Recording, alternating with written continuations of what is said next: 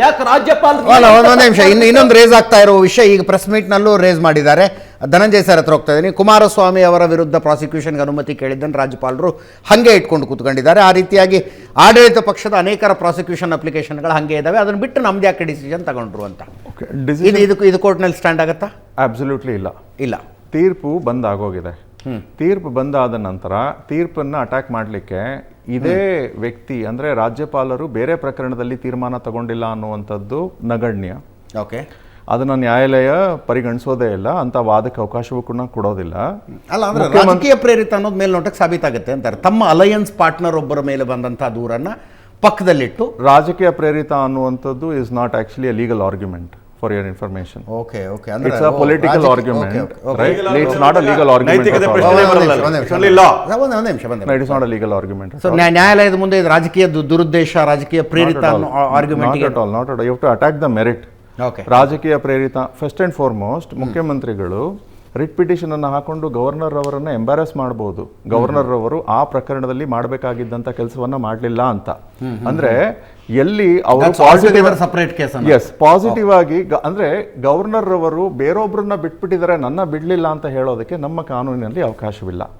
Governor ಅವರು ಮಾಡಬೇಕಾಗಿರುವಂತ ಕೆಲಸವನ್ನ ಮಾಡಲಿಲ್ಲ ಅಂತ ಹೇಳಿ ಗವರ್ನರ್ ಅವರು ನ್ಯಾಯಾಲಯದ ಮುಂದೆ ಎಂಬರಾಸ್ ಮಾಡಬಹುದು, ಲೋಕಾಯುಕ್ತ ಸಂಸ್ಥೆನ ಎಂಬರಾಸ್ ಮಾಡಬಹುದು. ನಮ್ಮ ಕಡೆ ಶಿಗ್ಲಿ ಬಷ ಅಂತ ಒಬ್ಬ ದೊಡ್ಡ ಕಳ್ಳ ಇದ್ದ, ಮನೆಗಳ. ಅವನ್ನ ಕರ್ಕೊಂಡೋಗಿ ಕಟಕಟೆಯಲ್ಲಿ ನಿಲ್ಲಿಸಿದಾಗಲೆಲ್ಲ ಹೇಳ್ತಿದ್ದ, ಫಸ್ಟ್ ವೀರಪ್ಪನ ನೀಡಿರಿ ಅಂತಿದ್ದ ಅವನು. ನಾನು ಮನೆಗಳತನ ಮಾಡೋನು ನೀವು ಕರ್ಕೊಂಬಂದು ಅರೆಸ್ಟ್ ಮಾಡ್ತಿರಲ್ಲ, ಫಸ್ಟ್ ವೀರಪ್ಪನ ನೀಡಿರಿ ಅಂತ. ಕೋರ್ಟ್ ಏನು ಹೇಳ್ಬೇಕು ಅವಾಗ? ಪೊಲೀಸರಿಗೆ ಹೇಳಿ ಕಳಿಸ್ಬೇಕು, ವೀರಪ್ಪನ ಹಿಡಿದ್ಮೇಲೆ ನೀವು ಶಿಗ್ಲಿ ಬಷಾನ ಹಿಡ್ಕೊಂಬರ್ರಿ ಅಂತ. ಸೊ ಅಲ್ಲ, ಇವರು ನಾನು ಹೇಳುವಂಥದ್ದು ಗವರ್ನರ್ ಅವರು ಎಲ್ಲೆಲ್ಲಿ ತಮ್ಮ ಒಂದು ಆಕ್ಚುಲಿ ಅಧಿಕಾರವನ್ನ ಬಳಸಿಲ್ಲ ಅದನ್ನು ದಯವಿಟ್ಟು ಗವರ್ನರ್ ಅವರನ್ನ ಎಂಬರಾಸ್ ಮಾಡಿ. Right, and that's of zero consequence. Yes Prashant.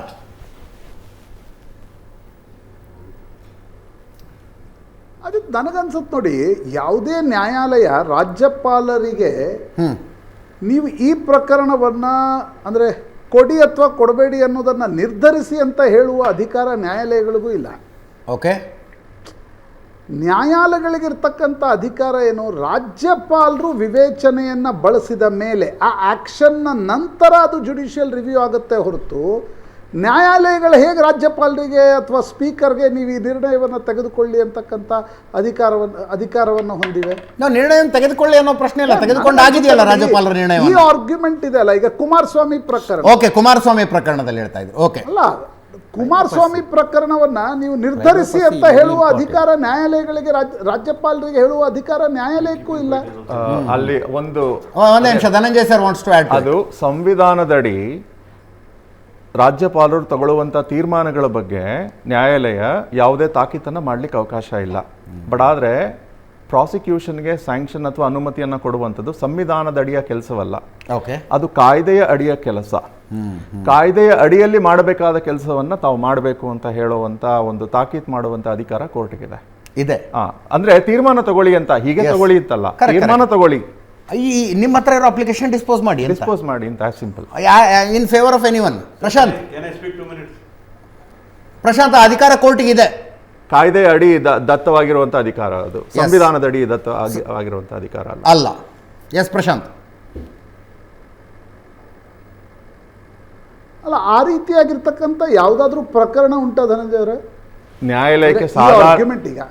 ನ್ಯಾಯಾಲಯಕ್ಕೆ ಕಳೆದ 2 ವರ್ಷಗಳಲ್ಲಿ ಬೇರೆ ಬೇರೆ ಗವರ್ನರ್ ಅವರ ವಿರುದ್ಧ ಹೋಗಿರುವಂತಹ ಪ್ರಕರಣಗಳಲ್ಲಿ ಕೋರ್ಟ್ ಮಾಡಿರುವಂಥದ್ದು ಏನಂದ್ರೆ, you have to decide. Assent ಕೊಡ್ತಿಲ್ಲ ಅಂತ, ಅದು ಸಂವಿಧಾನದಡಿ ತಗೊಳ್ಳುವಂಥ ಒಂದು ಆಕ್ಚುಲಿ ಕೃತ್ಯ ಆದರೂ ಕೂಡ ಕೋರ್ಟ್ ಹೇಳಿರುವಂಥದ್ದು ನೆಕ್ಸ್ಟ್ ಹಿಯರಿಂಗ್ ಒಳಗೆ you have to decide, and they did decide.